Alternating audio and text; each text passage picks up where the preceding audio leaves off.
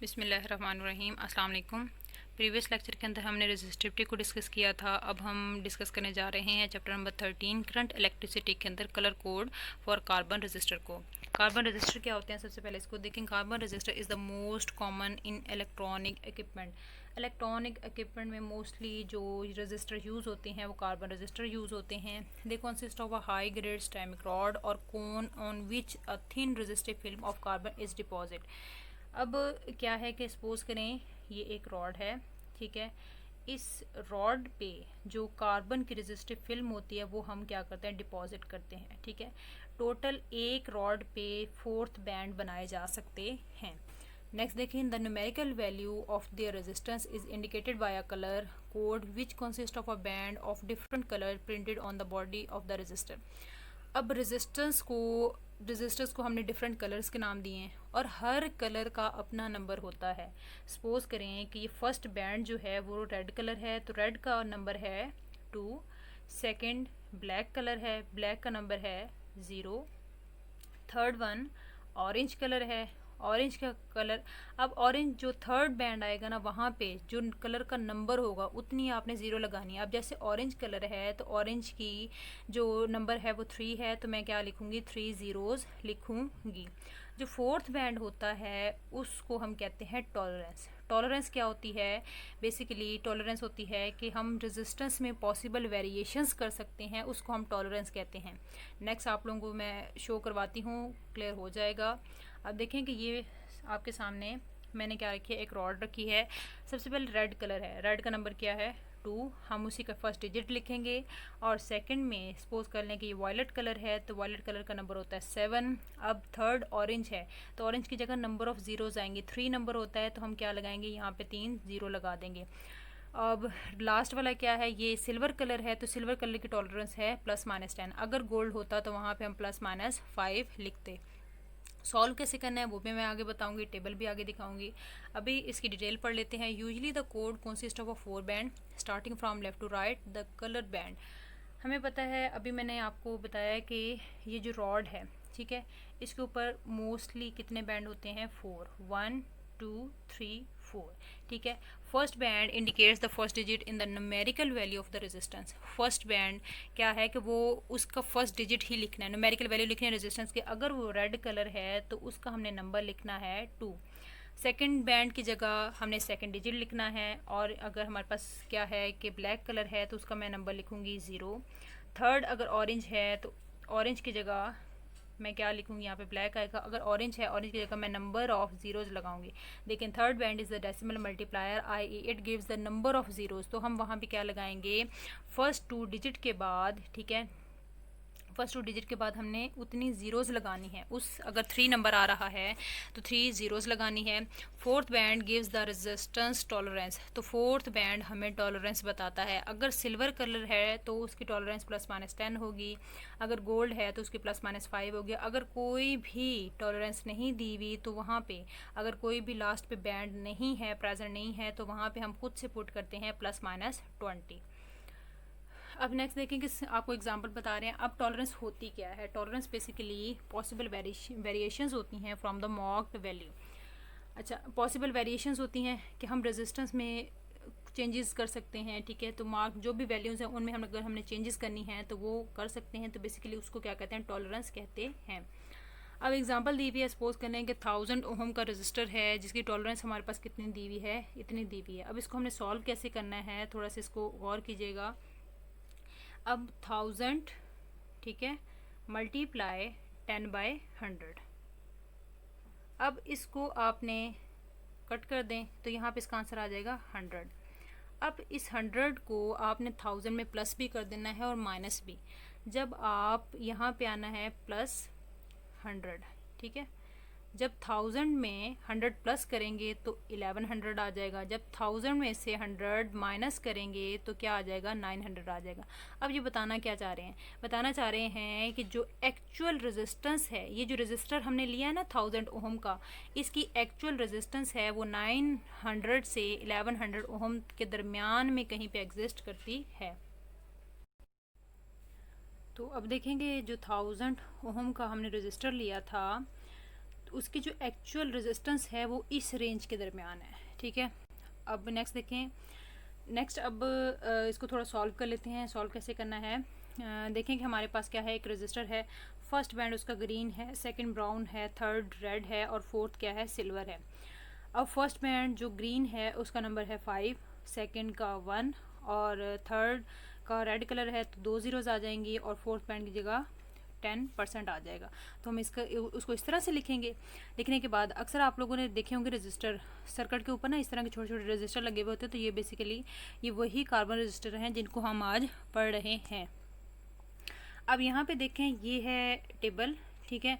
Black colour की जो value होती है वो 0 है। उसके बाद जो ब्राउन है उसकी 1 है, रेड की 2, orange 3, yellow 4, green 5, blue 6, violet 7, grey 8, white 9, gold है तो उसकी टॉलरेंस ±5 होगी, सिल्वर है तो ±10 होगी, अगर कोई नहीं गिवन तो वहाँ पे प्लस माइनस क्या आ जाएगा, 20 आ जाएगा। अब आप लोगों की असाइनमेंट है, ये आप लोगों ने करना है।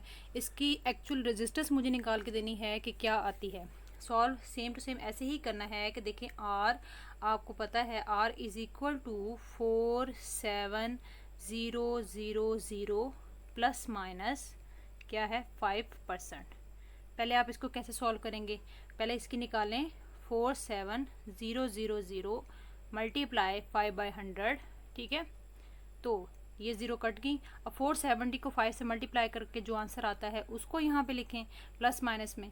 फिर आपने क्या करना है, इस 47000 के अंदर एक दफ़ा प्लस कर दें, एक दफ़ा माइनस कर दें, तो जो आंसर आएगा उसी रेंज के अंदर इसकी रेजिस्टेंस होगी एक्चुअल रेजिस्टेंस, ठीक है। ये आप लोगों ने सॉल्व करना है। नेक्स्ट देखें, नेक्स्ट अब यहाँ पे ये भी फर्दर आप लोगों ने ही सॉल्व करना है। देखें फर्स्ट कलर क्या है, ब्राउन, तो ब्राउन का नंबर हमने पढ़ा है कि 1 है। उसके बाद ब्लैक कलर है, ब्लैक का 0 है। रेड का नंबर 2 है तो नंबर ऑफ ज़ीरोज़ कितनी आ जाएंगी, 2 आ जाएंगी, ठीक है।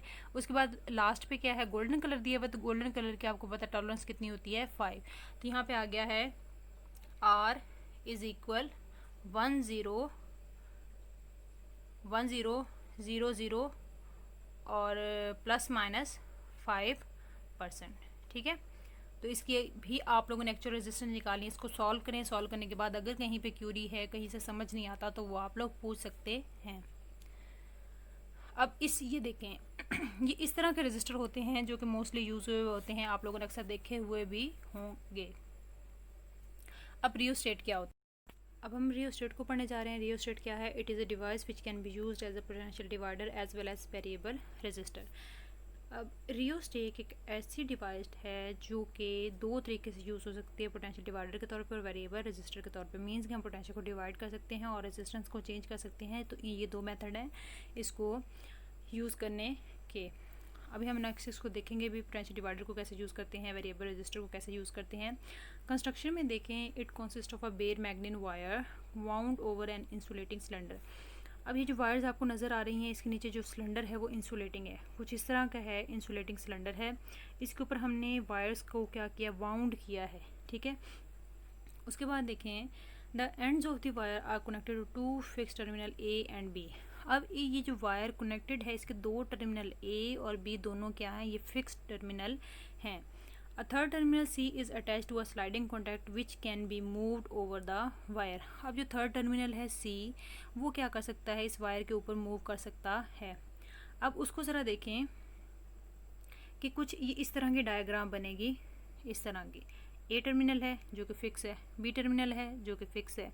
अब इसके ऊपर जो C टर्मिनल होगा वो मूवेबल होगा। अब वो C टर्मिनल के अकॉर्डिंग ही हम देखेंगे कि रेजिस्टेंस कैसे होती है, कैसे चेंज होती है। ओके अब नेक्स्ट हम रियोस्टेट का सबसे पहले क्या पढ़ते हैं, वेरिएबल रजिस्टर। रियोस्टेट को हमने अभी कहा कि हम 2 तरीक़ों से, पोटेंशियल डिवाइडर और वेरिएबल रजिस्टर के अकॉर्डिंग हम इसको यूज़ कर सकते हैं। सबसे पहले वेरिएबल रजिस्टर के तौर पे हम इसको कैसे यूज़ करते हैं, as a variable resistor one of the fix terminal से A and the sliding contact C are inserted in the circuit. अब हमने यहाँ पे ए और सी टर्मिनल के दरमियान में रेजिस्टेंस को फाइंड आउट करना है, ठीक है। In this way the resistance of the wire between A and sliding contact C is use. अब ये दोनों टर्मिनल ए और सी को हमने यूज़ करना है। यूज़ करने के बाद अब थोड़ा सा इसको याद रखने के लिए की पॉइंट ज़रा देखिएगा आप। हमने प्रीवियस लेक्चर में पढ़ा होगा कि रेजिस्टेंस का डायरेक्ट रिलेशन होता है लेंथ के साथ, ठीक है। तो ए टर्मिनल है, सी टर्मिनल है। अब जब सी को ए की तरफ टूवर्ड ए लेके जाएंगे, ठीक है, ए की तरफ लेके जाएंगे तो ए और सी के दरमियान में लेंथ क्या हो रही है, डिक्रीज़। अगर लेंथ डिक्रीज़ होगी तो रेजिस्टेंस भी क्या हो जाएगी, डिक्रीज़ हो जाएगी। उसके बाद देखें कि अगर हम क्या करें कि सी को अवे मूव करवाएं ए से, ठीक है, ए से हम परे लेके जाएं तो क्या होगा, लेंथ क्या होगी, इंक्रीज़ करेगी ए और सी के दरमियान में, तो रेजिस्टेंस भी क्या कर जाएगी, इंक्रीज़ कर जाएगी। अब लास्ट वाला पॉइंट देखें, if the sliding contact is shifted away, अगर हम अवे शिफ्ट करते हैं टर्मिनल ए से तो लेंथ एंड रेजिस्टेंस दोनों क्या हो जाएंगी, इंक्रीज़ कर जाएंगे। इसी तरह इसके ऑपोजिट भी। अब नेक्स्ट देखें कि हम एज अ पोटेंशियल डिवाइडर इसको कैसे यूज़ कर सकते हैं। हमने रेजिस्टेंस का पढ़ा कि रेजिस्टेंस कैसे इंक्रीज़ और कैसे डिक्रीज़ की जा सकती है। अब हम देखेंगे पोटेंशियल को हम पोटेंशियल कैसे वेरी करता है। अब potential difference V is applied across the ends of B A and B of the rheostat with the help of battery. अब A और B के दरमियान में हमने रेजिस्टेंस कैपिटल R अप्लाई की है। A और B के दरमियान में हमारे पास जो करंट आएगा, ठीक है, रेजिस्टेंस कैपिटल R के अक्रॉस जो हमारे पास करंट आएगा वो क्या आएगा, I is equal to V by R के इक्वल आ जाएगा। उसके बाद देखें कि अब हमने पोटेंशियल डिफरेंस, अब दो टर्मिनल का पोटेंशियल डिफरेंस लेना है, एक टर्मिनल C है, एक टर्मिनल B है। अब इन दो के पॉइंट्स के दरमियान में हमने पोटेंशियल डिफरेंस को नाम दिया है VBC का और इनकी रेजिस्टेंस को नाम दिया है स्मॉल r का। तो आपको पता है ओहम लॉ के according V is equal to I small r भी होता है, IR होता है, तो उसको हम यहाँ पे हमने स्मॉल r का है तो हम IR लिख लेंगे। अब I हमने ऊपर ही अबव इक्वेशन में मालूम किया है, उसकी वैल्यू पुट कर दी है। पुट करने के बाद small r as it is आ जाएगा, इसको हम ऐसे भी लिख सकते हैं। अब स्मॉल r क्या है, ये पोर्शन रेजिस्टेंस है पोर्शन ऑफ BC की, ठीक है।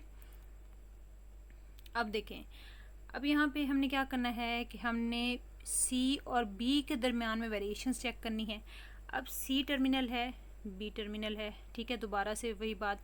अब जब हम C को B की तरफ लेके जाएंगे तो क्या होगा, C और B में लेंथ क्या कर रही है, डिक्रीज़ कर रही है।